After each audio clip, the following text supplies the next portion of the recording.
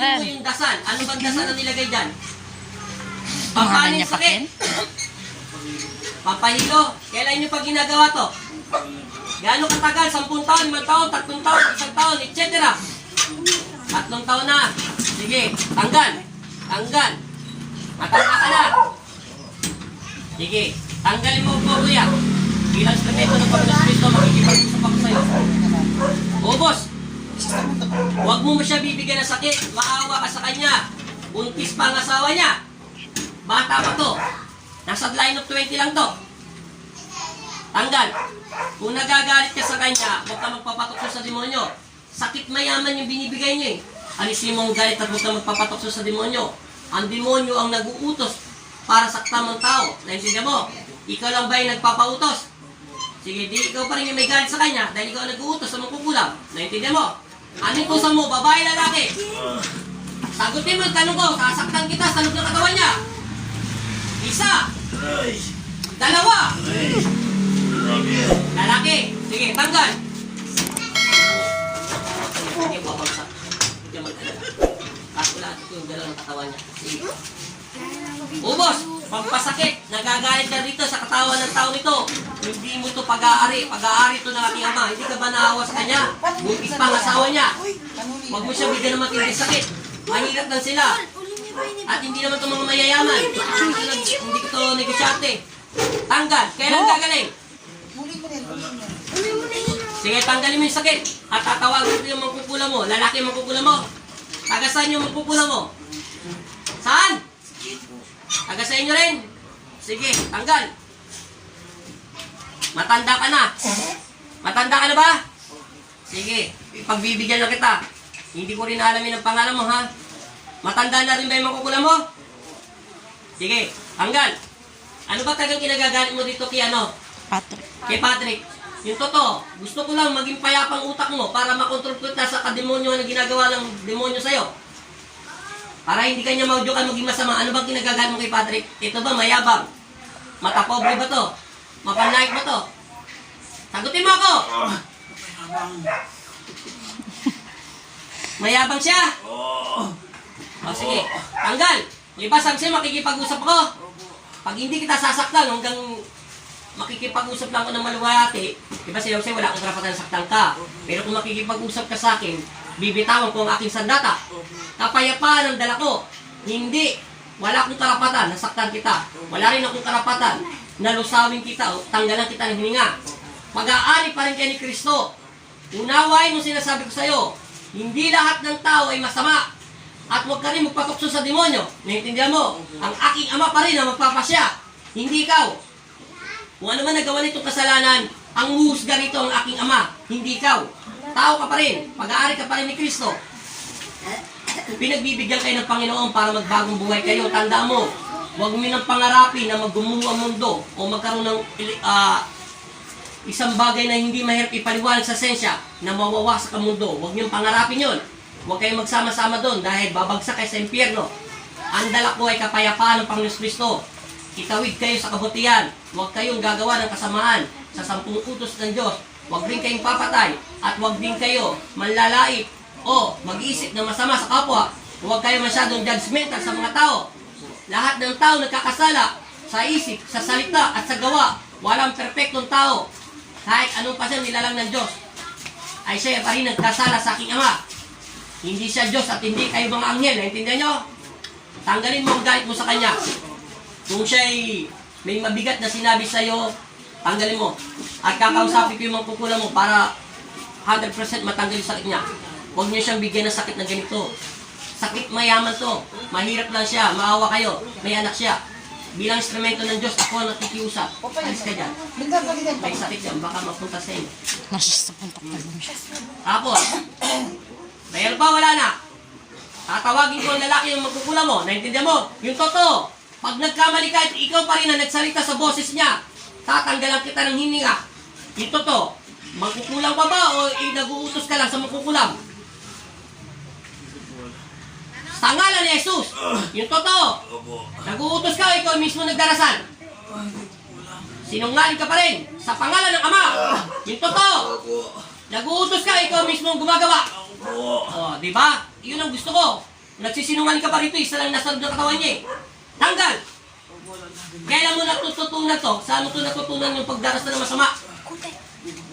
Saan mo ka natutunan to? Sa pangalan ni Jesus! Hindi ko alam. Sige, tatanggalin mo. Ubusin mo. Pagbibigyan kita. Opo. Ubos. Opo. Bibigyan ko. Bilisan mo. Hilahin mo nga. Babagsak siya. Para. Isunod mo yung katawan niya. Isunod mo. Okay, tanggal. Tanggalin ko na po. Ikaw ang magdarasal. Anong kinuha mo sa kanya para tablan ng dasal to? Ano mong bagay? Anong bagay? Hindi ko po alam. Matagal mo na ginagawa. 3 taon na. Sige, tanggal. Magbibigyan kita bilang instrumento ng Panginoon Kristo. Kapayapaan ang uulitin ko sa iyo. Kapayapaan ang dala ko. Wala kong karapatan na husgahan kita. Dahil pag-aari ka pa rin ni Kristo. Naintindihan mo? Matanda na ba kayo? Tanda na po. O sige, bata pa to. 20 plus lang to. Naintindihan mo? Opo. Anak mo na to. Opo. Kung may anak ka at pinangunahan mo saktan, ayaw mo, ang demonyo ang magbibigay ng sakit nyo sa anak mo. Gusto mo ba mangyari yon? Hindi po. May anak ka na ba? Opo. May apo ka na ba? Opo. Ito, wala pa tong anak. Ay, may palabas pala ng anak. Yung apo niya, wala pa. Wala pang anak. Yung anak niya, wala pa siyang asawa, ha? Opo. Kaya bata pa to. Manahimik ka. Buhay pa ba yung asawa mo? Hindi na. Hindi na po. Patay na. Ito, asawa niya, buhay pa. Sige. Tanggal. Opo. Tanggalin ko na. Tanggalin mo galit sa kanya. Walang takwenta-kwenta. Wala na po. Wala na. Wala na. Kailan to gagaling? Magaling na po. Sigurado. Opo. Papakawalan kita sa araw nito. Huwag mo nang babalikan. O, sige po. Sigurado. Opo. Hinto mo yung kamay niya. Hindi kita sasaktan.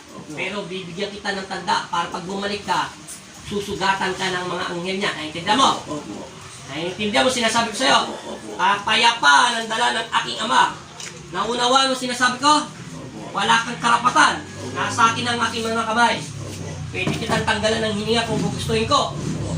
Manahimik ka at huwag ka magpapatukso sa demonyo. Kung siya ay mayabang, wala kang karapatan. Hindi ka naman niya sinasaktan at sinusugatan at kung anong ginagawa niya. Ayaw mong aking ama ang magparusa. Kapayapaan, ulitin ko sa iyo ang dala ng aking ama. Mas bago ka na. Opo. At ayaw mo akong magpapaliwanag sa taong ito. Opo. Hindi ko na inalam ang pangalan mo. Opo. Huminto ka na. Palalayasin kita dyan. Sa pangalan ng Ama, ng Anak at Espiritu Santo, tigilan mo rin ang pagkukulang ng pag-aaral mo, ha? Sa pangalan ng Ama, ng Anak at Espiritu Santo, masamang Espiritu, umalis ka sa loob ng katawan ng tao ito. Patahimikin mo to sa pangalan ni Jesus. Amen. Ano pangalan to? Patrick. Gumising ka sa pangalan ni Jesus. Patrick. Amen.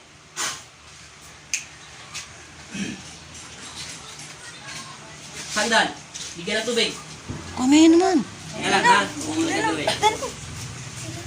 Kini na mo. Ano ito, kamay mo? Kini naman tika rin. Pigit. Chay baso. Bilisan mo.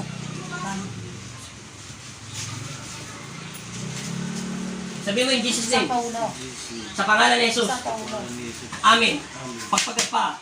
Dalawa. Lakasan mo in Jesus' name. Sa pangalan ni Jesus. Amen. Panginoong Jesus. Ito mo muna yan. Panginoong Jesus. Amang Nazareno. Ako po sino? Magpakilala ka. Ako po si Patrick.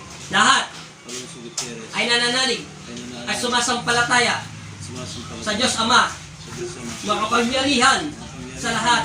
Patawarin mo ako sa isip, sa salita, at sa gawa. Amen. Jesus name. Boy, saka to. Patawarin ko din yung mga tao na nagagalit sa akin. Hmm? Patawarin ko din yung mga tao na nagagalit sa akin. Ulitin ko. Pinapatawad ko ang taong nagagalit sa akin. Patawarin niyo rin po siya, Panginoon, sa kanyang mga ginagawang kasalanan.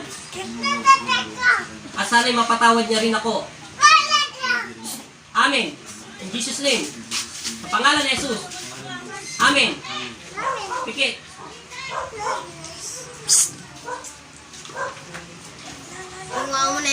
Zila. Tayo. Pagpagang pa. Para magkaroon ng power.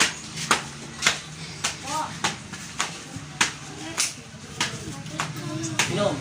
Kalahati. Ito mo muna.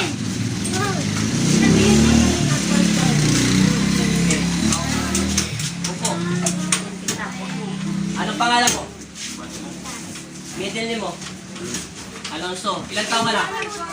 Ay, lalong din. Ay, ilaw, 21 years old na. Sabi mo, matanda ka na. Sinabi mo bang matanda ka na? Hindi niya daw alam. Okay lang yun. Marami na ako nakita. Yung matandang yun, malapit lang dyan sa lugar nyo. Binasalan ka niya dahil natutunan niya kung years mo na ginagawa yun. Tapos binibigyan ka daw niya ng sakit ng ulo. Sakit mayaman yun kasi diabetic yun. Sakit yun ng mga artista, yung mga namamatay. Yung sa utak ba yun eh. May tawag doon, nakalimutan ko lang eh. Pasensya na kayo, hindi ko alam. Ha? O yun, parang ganun. Basta yung utak mo pusang mag-shot doon, parang nabubuhay mga dugo. Yung parang ganun yung sakit mo. Kaya sabi ko sa kanya, may siyang tendency mamamatay. Pero hindi naman sinabi ng Diyos mamamatay ka. Pinapagapan ng Panginoon Kristo. Kaya pangit yung lumabas sa pangitain ko. Tapos pangalawa, hawakan mo muna mo kung masakit pa. Wala sa sakit ulo mo. Pumikit ka, bumilat ka, dahan-dahan.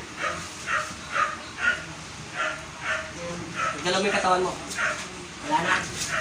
Kumalod ka. Talon. Palitan mo lahat yung damit mo ha. Lahat yan, pati break mo. Inumin mo yan. Pagdasal ka. Nagagalit daw siya sa'yo.